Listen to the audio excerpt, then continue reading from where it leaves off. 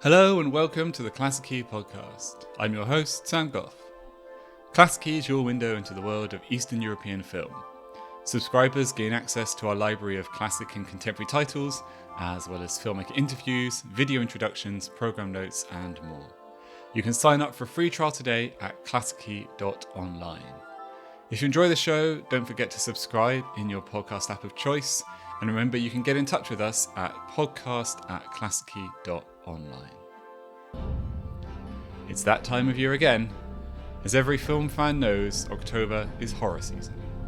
And while Eastern Europe these days is full of horror filmmakers who can mix it with the best of them, this wasn't always the case. Under communism, the genre often struggled to get past state censors who weren't keen on gruesome and lurid material. But the notion that there was no horror produced behind the Iron Curtain is a myth. There was in fact a rich tradition of horror filmmaking in the 60s and 70s, drawing on national folklore, literary sources, and the region's traumatic recent history to chilling effect. A case in point, on Klassiki you can currently stream a Halloween doubleheader, two cult classic Soviet films that are perfect viewing for the spooky season. V, by Konstantin Yershov and Georgi Kropachyov, is famous among genre fans as the greatest of all Soviet horror titles, while Valeri Rubinchik's The Savage Hunt of King Stakh is a criminally underseen gothic gem from Belarus, a ghost story with beautifully macabre production design and a psychological edge. To get deeper into the question of horror behind the Iron Curtain, this week I spoke with Miriam Balanescu, a film writer and critic with a special interest in all things ghoulish. We discussed the horror history of countries like Poland and Czechia, the political subtext of genre filmmaking under communism, and what folk horror meant in the Soviet context. Make sure you check out our Halloween doubleheader, now showing on Klassiki. The link for that is in the show description. Miriam, welcome to the Klassiki podcast and happy Halloween. You too. Happy Halloween. So it's great to finally have the chance a couple of years into this to speak about horror and to speak about Halloween, to celebrate the spooky season. And I think as a Eastern European platform and podcast like Klassiki is, sometimes this can prove a little tricky because there is this reputation, I would say overblown, but probably deserved, that in the communist era, certainly, Eastern Europe didn't really tend to produce horror films. And I think that there's this idea, right, that it was because of the prudishness of communist censorship and so on, this kind of disinclination towards violence and lurid material and so on. So I guess the first question I have is that fair? Like, where does this reputation for a lack of horror in Eastern Bloc filmmaking come from, and is it justified? Mm. I mean, really, kind of it varies so much, kind of country by country, but there is definitely a kind of trend with so much of the cinema was state funded. Production companies were controlled by the state, and there was a kind of general reputation in the region of the horror genre as being reactionary. Yeah, I think Anne Bilson said in her review of V in a recent issue of Sight and Sound that that was the first kind of proper horror film in 58 years of the USSR's existence. And also kind of added to that, when horror films were made, they didn't really get widely seen. They were kind of competing with a huge horror surge in Hollywood and kind of more Western regions more widely.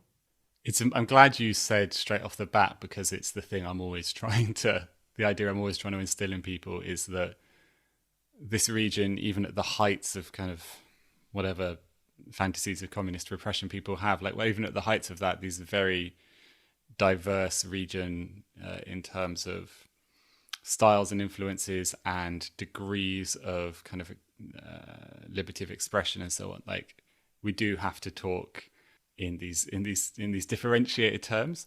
It's really interesting that you Mm. say that horror was seen in the communist, well, certainly in the sensorial mind view, as like reactionary, because in the West, if we're using this binary uh, category, Mm. I think a lot of the time, and certainly in this period that we're probably going to talk about most of all, like 60s, 70s, 80s, horror is seen as this transgressive thing. It's this kind of lurid, transgressive, sometimes even like outright dangerous phenomenon that's going to corrupt the youth and so on. You have like video nasties and these kind of horror as a reaction against like Reaganite morality and so on. So it's interesting that there's this idea that horror is reactionary. What exactly does that mean, do you think?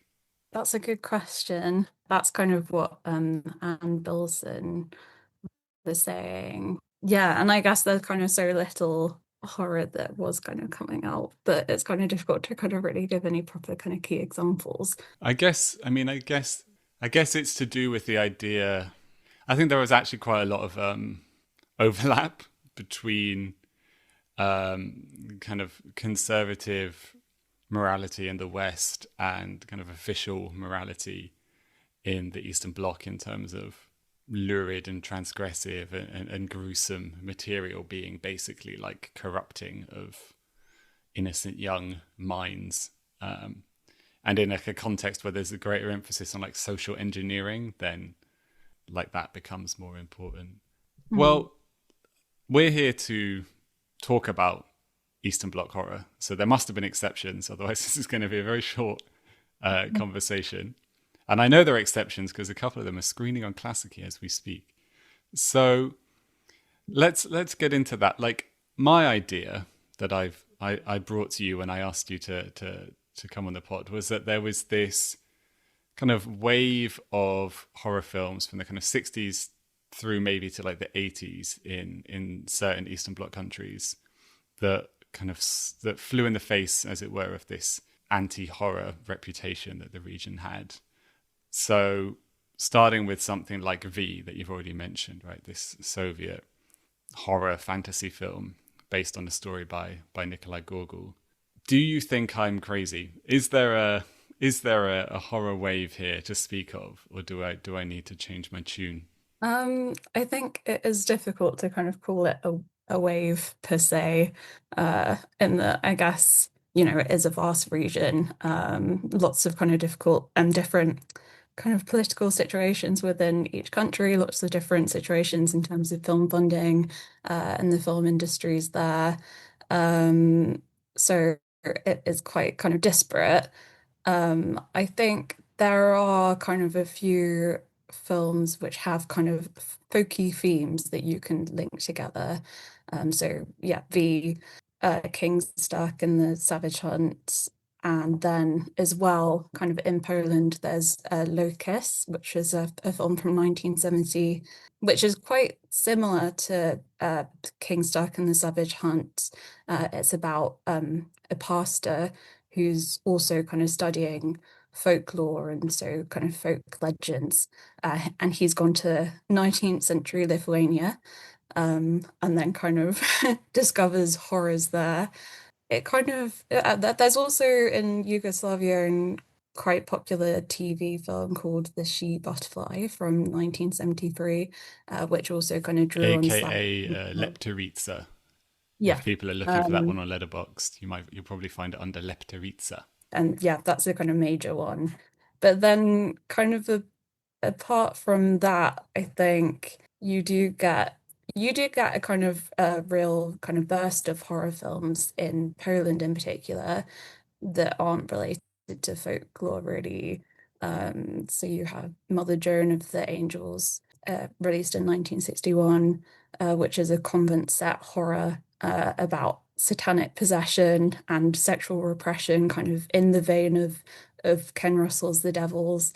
And So then you've that's got interesting because I see what you mean. I'd never really thought of Mother Joan of the Angels as a horror film, but I guess if Mm. something like Ken Russell, we kind of recognize as being working in kind of gothic horror vein, and I think yeah, Kavalerovich probably certainly if you're a Catholic, it's quite a horrifying film.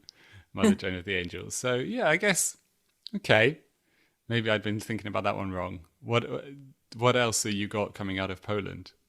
So also the third part of the night, 1972 release, which is the kind of psychological horror set in Nazi occupied Poland. There seem to be a kind of a few films that are kind of dealing with recent Polish history. Um, then you also have The Devil, released in the same year, which was actually banned, I think, for 20 years. Then there was also The Hourglass Sanatorium, released in 1973, Ah, which the Coy brothers kind of recently made another film based on the same story by Bruno Schulz. yes, we had the Um, Quays on Klassiki recently ah, with their Klassiki picks, and yeah, we had a lot of we had the Hourglass Sanatorium for subscribers actually. I guess see this is interesting. You're opening up an interesting kind of third chamber in my mind because as you're running through these Polish titles, I'm thinking, yeah, do you know what? Fair play. These are all none of these films that I had bracketed in my head as horror titles, but I wasn't taking a lateral enough view, I guess, because I guess if you're looking for horror filmmaking in this kind of different context where it can't by necessity mean the same thing as it does, say, in America or Britain, you are going to have to approach it in a kind of lateral sense. And yeah, there's this vein certainly in Polish cinema that that's very productive. So maybe we can park that and come back to it because there's some really interesting titles there.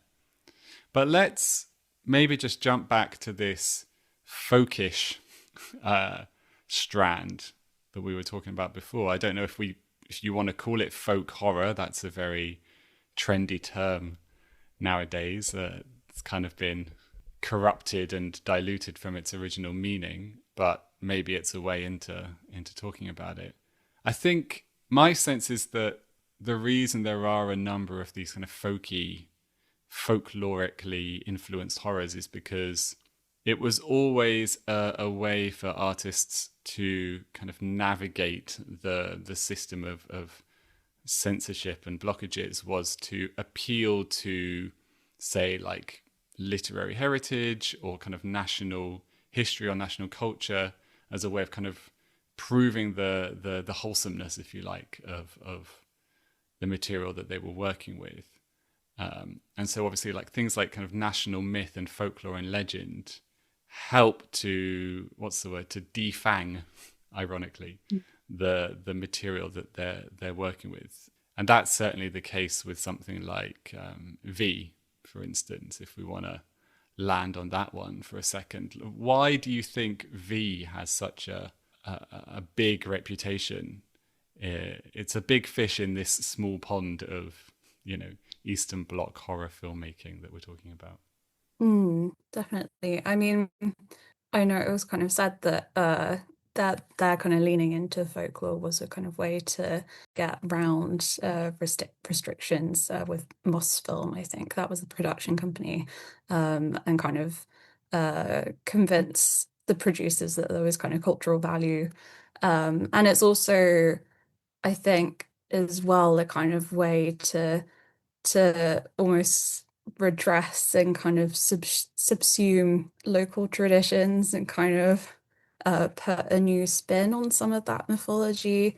I mean, there's definitely a kind of yeah, kind of Russian perspective on a lot of these kind of retellings of these old tales, a kind of modern perspective too.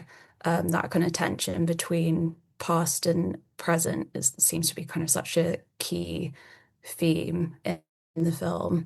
As to kind of why it's kind of such a well-known film, I mean that definitely kind of seems to be to do with Alexander Pushko having his name on board kind of really helped to boost the reputation of the film.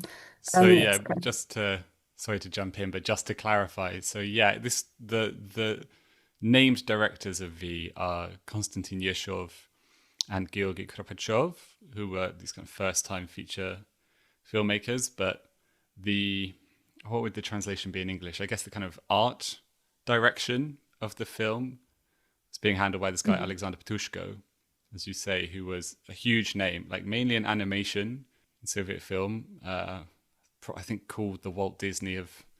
So Yeah. lots of people got called the Walt Disney of this or that country back then. But I think people have said, maybe slightly unfairly, to Yershov and Kropachyov that the reason the film looks so good is because of Patushko. It's hard for us to disentangle exactly who made it look like it does, but sorry, just to cut in and clarify who you're referring Mm. to there.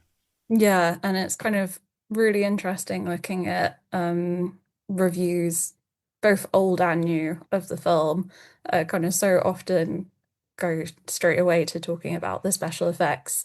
Yeah, it's kind of clearly like having his name there kind of makes it such a kind of it really kind of puts the emphasis on kind of those horrific special effects, and especially that scene with the kind of whole kind of medley of horrific entities. So yeah, I think that's kind of why it's kind of, yeah, as you say, become a pretty big fish of the kind of Eastern European horror scene of the time. Yeah, the I think looking at it now, you're talking about like the practical special effects, especially in the kind of last 15 minutes or so, which are really the kind of quote unquote horror section of the film, in which this seminary student has to spend 3 nights in a church with the corpse of a witch he accidentally killed. Mm. And she's kind of invoking all these demons and spirits to kind of climb out of the floorboards and out of the walls to terrorize him.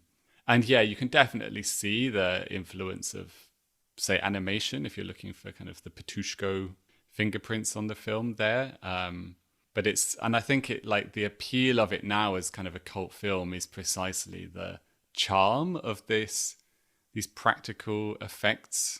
They're not hokey per se, but like they're very obviously kind of premised around kind of acrobatics and kind of obvious camera tricks and costuming and so on, in a way that, whilst not scary, I think is very kind of like charming and involving to people who are kind of now stuck in this kind of CGI sludge world that we inhabit. But interestingly, I think I'm right on this, but that apparently they had to kind of tone down some of those special effects, Oh, for sure, interestingly. yeah. Yeah, which is, yeah, very, it's kind of fascinating considering that that's now kind of what's so commented on about this film. You mentioned there the I don't want to misquote you, but the kind of the Russian perspective on local tales and legends and so on. And I mean, this would be a whole other podcast or podcast series, I think. But just to note, right, like Gogol, who wrote the original story and is a very famous Russophone author, but from Ukraine. I mean, Nikolai Gogol is the Russified version of his Ukrainian name, which was Mykola Chochol. And, like we've already talked about, that kind of solid classic literary heritage obviously like buys you a lot of leeway as a filmmaker. And a lot of Gogol's stories, particularly his stories like V, which are set in this kind of folkish Ukrainian past, are full of witches and demons with a pig's face and kind of apparitions and so on. So there's a lot of like folk horror-y material there. But the question of like Gogol's Ukrainianness or versus his quote unquote Russianness as someone who wrote in Russian for a kind of Russian speaking audience, it's very still unsurprisingly controversial topic, but like definitely I think it's definitely fair to say that V is like a Russified take on, putatively like Ukrainian source material. So I'm not sure what we do with that whilst we're talking about it in terms as a horror film, but it's something to bear in mind. I mean, the kind of whole, I mean, the idea of Cossack identity is kind of something that's so important in this film. It really does kind of seem like there's quite a lot of mockery directed towards Cossacks. I mean, Gogol himself was born in a Cossack town, I believe, but there's kind of a real undercurrent of kind of comedy in the film, I thought. kind of with the, the kind of that line, I wouldn't be a Cossack if I feared, which is repeated throughout, this poor character who's kind of slowly losing his mind and has this kind of frenzied dance scene as well, where all the kind of locals are looking at him kind of as if he's kind of lost his mind. So yeah, it is a very kind of interesting, kind of multi-layered look at Ukrainian identity.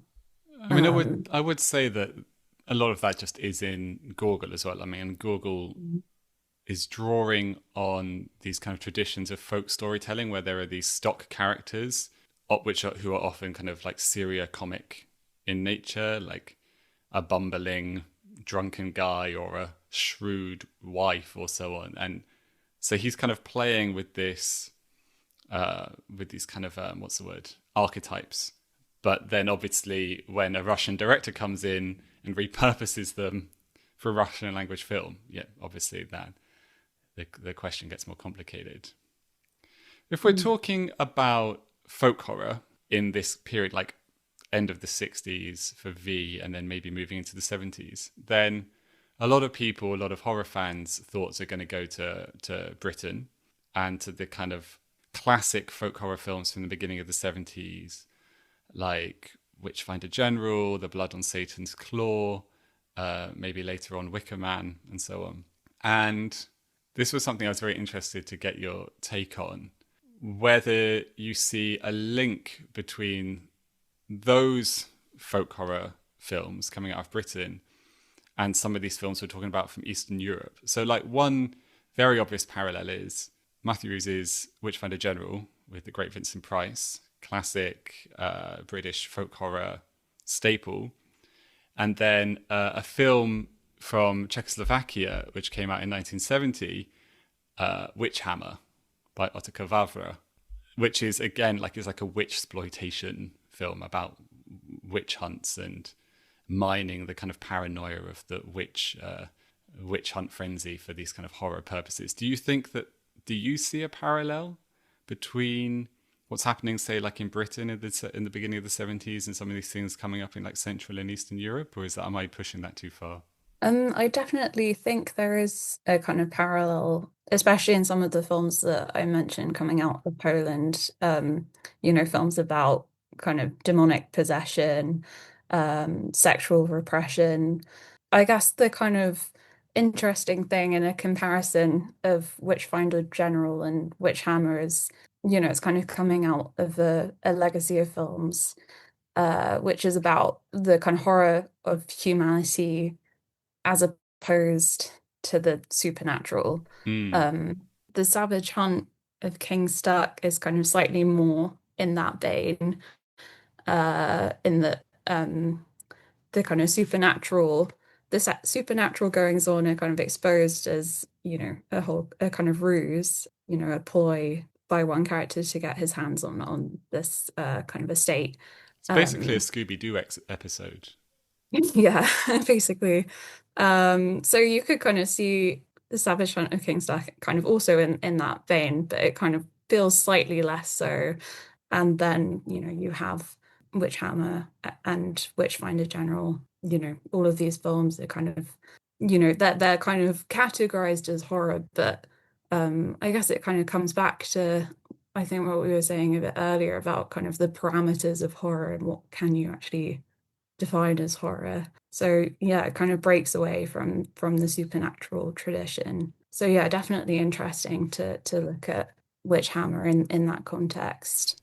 Yeah, I mean that's the thing with folk horror as a category, isn't it? That it's kind of split because half the time it is about finding a way of presenting the supernatural in this very kind of grounded manner, but a lot of the time it is because it's these kind of classic British folk horrors, right, come out of these settings, rural, traditional, archaic settings, which are the horror is like the social relationships that persist there.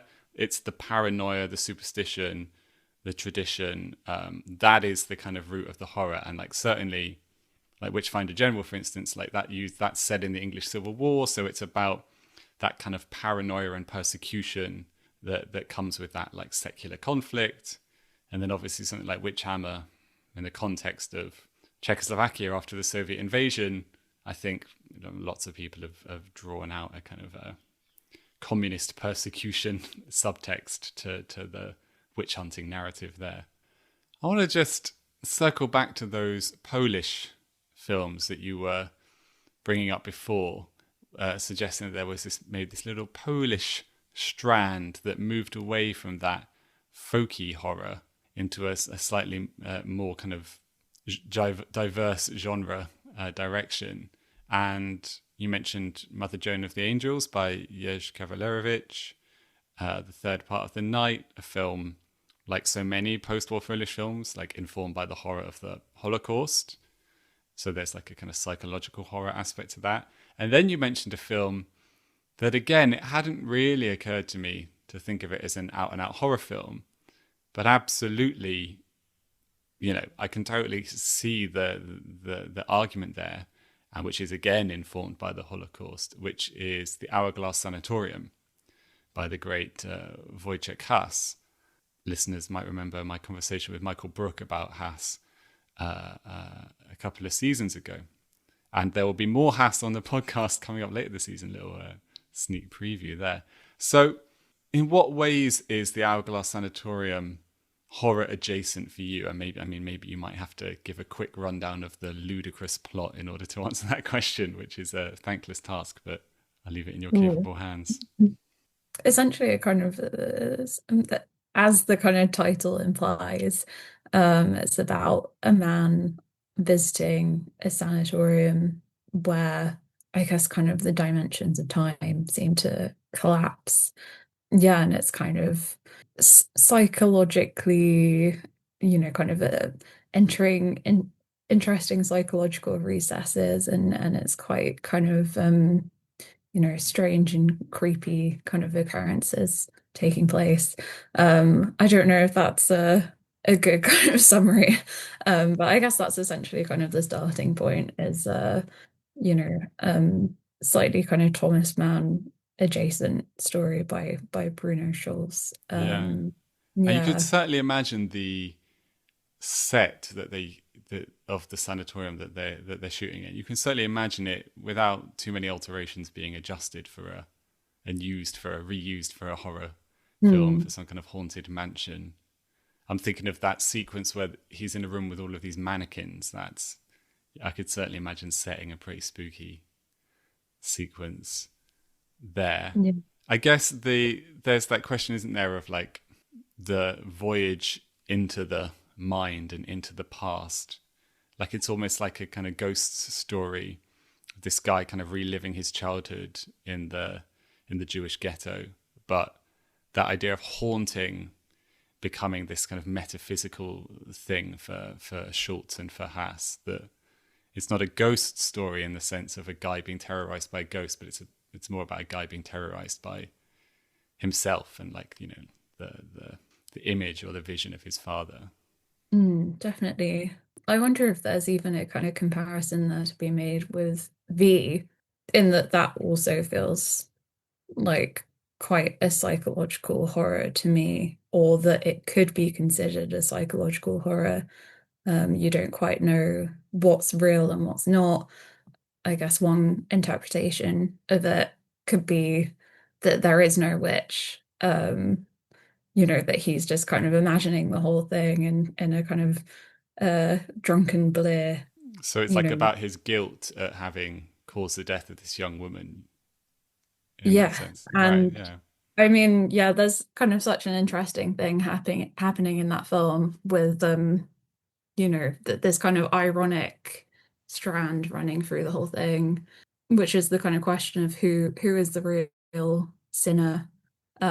He kind of claims that this woman has had dealings with Satan, but he is not really a great Christian himself. And every time he kind of is seen to do something kind of simple within the chapel, like drinking or smoking, that's when she is kind of resurrected. So I guess you could definitely read that in a kind of psychological way. that hadn't really occurred to me just because of how practical the special effects are in those sequences. That you can really Mm. feel the material aspect of it. You can really feel the presence of all the extras just dressed up as skeletons and demons. But it's it's certainly a way of looking at it, because I do think like this goes back to Google again. Like Google's super interested in the irony involved in things like kind of belief and morality, and these figures of hypocritical churchmen are definitely there in the source material. So it would make sense that that would then come out in the film. And the final film we should touch on here, just because it is screening now on Klassiki as part of our Halloween season, along with V, is a film I'm really excited that we have. It's a Belarusian film from 1980, so again another Soviet film, which absolutely falls into these categories that we've been talking about: literary adaptation, folklore, kind of subtextual commentary on the political situation of the time, which is Valeri Rubinchik's The Savage Hunt of King Stakh, which is another literary adaptation. So again, using the literature to kind of defang your horror stylings.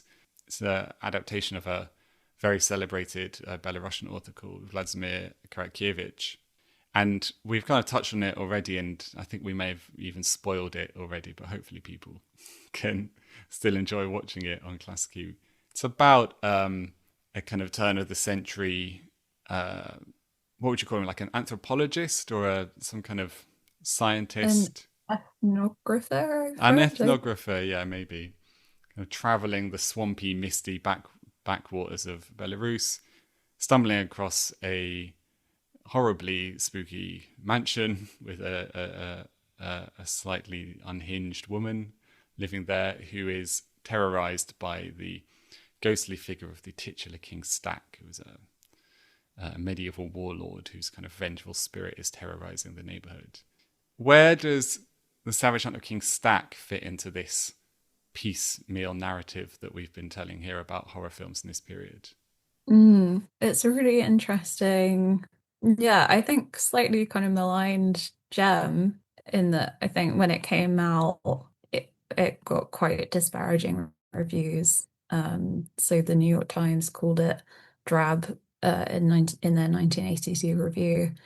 Yeah, it kind of continues on themes of kind of collapsing time periods together and this kind of tussle between past and present, and how kind of colonial ideas fit into that. It's quite an kind of difficult to pick apart in some ways, in that King Stakh is kind of this figure that kind of both, befriended the peasants, but then also was kind of this oppressor and a tyrant as well. And I think the kind of film is quite interesting in that it doesn't really, and the book also doesn't kind of necessarily want to resolve that kind of contradiction. Yeah, and I guess as well, drawing again on the folklore, so the wild hunt is, quite common. From I think even kind of Wales has a tradition of the wild hunt in folklore as well. Yeah, a lot of Um, Northern European countries, Germany, yeah. I know like the Baltics, it's a pretty common kind of yeah, like genre of folk story, right? Like a kind of ghostly horde sweeping through the forest, usually up to no good. I'm sure in some cases they're offering an important moral corrective, but And that here is, kind of becomes inextricable from a kind of anti-colonial kind of theme going on. what do you mean by anti-colonial in that context? I guess King Stuck is kind of, I believe he's kind of c conspiring with the Polish nobility here. Ah, okay. Yeah, so I guess Polish colonizers in Belarus, and then there's this family who've refused to basically become allied with him. Yeah, it's kind of very interesting. I think the the author Kropachyov, he had kind of both noble and peasant heritage, so that kind of really became kind of intertwined, knotted together in this novel. No, well, I think it's really interesting if you talk about Karakievich because, again, talking about this question of using literature as a way to smuggle a horror film uh, through the studio system. But Karakiewicz's books are really like explicitly about the question of Belarusian national identity and, like you've kind of touched on there, Belarus's position kind of being caught between, say, kind of Polish and Russian aggression and influence. So the book, The Savage Hunt of King Stakh, is really like explicitly about, at the end of the day, it's kind of about the peasants yearning for national freedom. And that is like not really in the film at all. It's kind of touched on, like you've mentioned, but it's a central theme of the book. And it's interesting, like we're talking about, oh, was horror too much for the Soviet censors and blah, blah, blah. Horror, in this instance, the kind of ghost story was fine, but like Belarusian nationalism would not have got past the censors in the same way. So that's kind of the real horror all along was the yearning for Belarusian independence, I guess. Yeah, it's interesting how once you start making these like appeals to folklore and folk memory, you sneak in a lot of these troubling and knotty themes through the back door. Definitely. Yeah, I feel like in some ways there is a kind of comparison again to be made with the Hourglass Sanatorium as well. There's even that kind of the costume of the old ancestry that is presented to Nadezhda. The costume that's presented to Nadezhda as a gift, that feels quite evocative of the sanatorium as well. Yeah, and Yeah, I guess as well, this is like a Soviet film made about the pre-Soviet period, so it's always interesting to look at how they portray like this nobility that now doesn't exist anymore. It's like again, there's even if it weren't a ghost story, it would be a ghost story metaphorically speaking because it's invoking a world that has been eliminated. well, there hasn't been. I mean, here I feel like the kind of um the idea running through the film is that these kind of ghosts keep, that there's no exercising them. Yeah, it's interesting that there's this kind of continuing mythology, and even at the end of the film, you kind of think that these myths have been dispelled, but then they haven't completely. There's kind of still so many questions left unanswered, and it does kind of feel like that history does kind of continue to plague the people who live on the lands. Yeah, and like because Rubinchik, the director, wasn't really able to draw out that theme about kind of national independence, that also haunts. It's a kind of subtext that haunts the film as well, and like you say, that leaves the narrative unresolved, even though the ghost story within the narrative has been kind of wrapped up in this uh, revealed to be a kind of a human plot to kind of secure inheritance. It's a kind of grubby intra nobility scandal, but the subtext hanging around the film leave this sense of unease at the end, which I think is really compelling, and that's the mark of any good ghost story. Definitely. Yeah, I mean this the cinematography. It's Tatiana Loganova. I'm not sure if that's the correct pronunciation, but yeah, I feel like the cinematography in this film is really, that's what anchors it. That really kind of disorienting, discombobulating, two shortcuts and dolly zooms and you know blatant disregard of the rules and lack of continuity between shots, and that really kind of creates this kind of almost kind of phantasmic kind of vibe throughout the film, and really underpins that collapsing of the two time periods, I think. Yeah, definitely. I feel like that's definitely worth a mention Yeah, here. absolutely. And there's Yeah. another link back there to the Hourglass Sanatorium. And also Mm. to V, also to the church that suddenly is revealed to contain thousands of demons and ghouls and Yeah. spirits coming out of nowhere at the end. Well, like I say, the mark of all good ghost stories is that they leave this lingering sensation of something unresolved. And I guess we'll just have to leave the conversation unresolved as well in the spirit of the season. But I'm really happy that we've got the Soviet horror double bill on Klassiki now. I'm really happy to share these films. And Miriam, thanks so much for talking about them and other Eastern European horror fantasies with us on the Klassiki podcast. Thanks so much for having me.